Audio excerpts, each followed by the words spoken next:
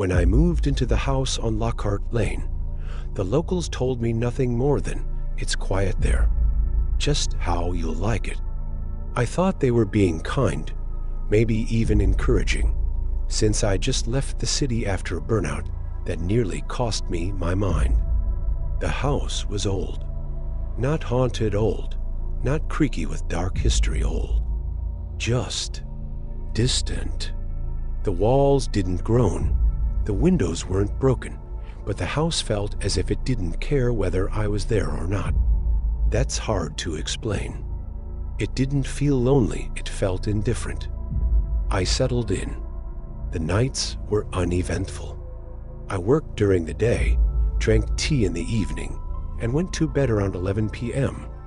I always kept my phone next to me, more out of habit than anything.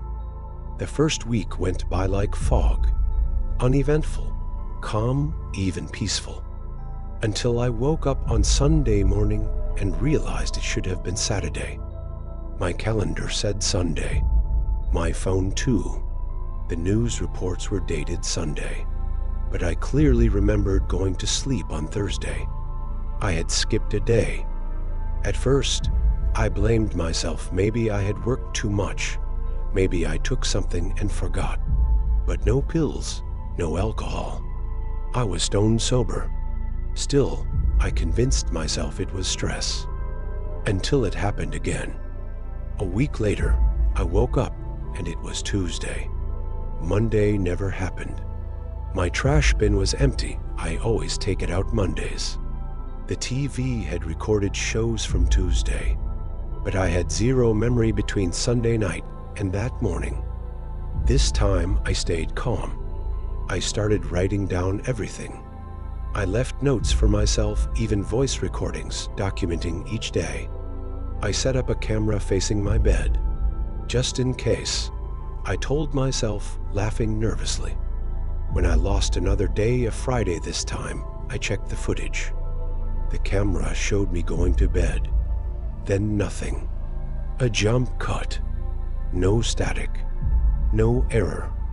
It went from 11:04 p.m. Thursday to 7:01 a.m. Saturday, without skipping a frame. The file length was 9 hours, but the content was just those 2 moments. As if Friday never existed. I started to panic. I called my sister. She said she'd texted me that Friday, and I replied. I checked the messages.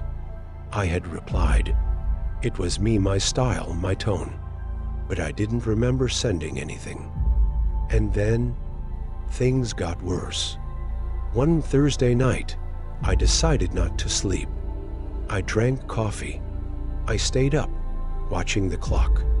When 11:04 p.m. approached, I felt my chest tighten. I started pacing. The lights flickered, and for a split second, I saw myself sitting in the armchair I wasn't even near, staring at me.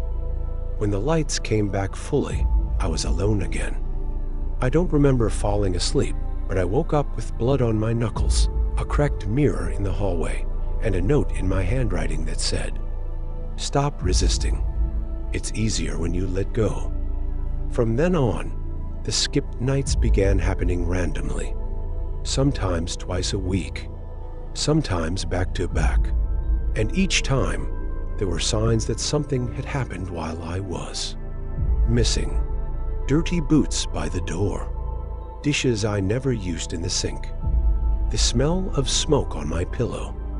I began getting letters in the mail addressed to David, but my name is Julian. One envelope held only a Polaroid, a photo of me sleeping, taken from the foot of my bed. I decided to burn the house down. I poured gasoline through every room, lit matches, but they wouldn't strike. The flame refused to exist inside that house. That's when I understood. The house didn't just skip time. It stole time and filled it with something else. Something that wore my skin, answered my phone, lived a version of my life that I'd never see.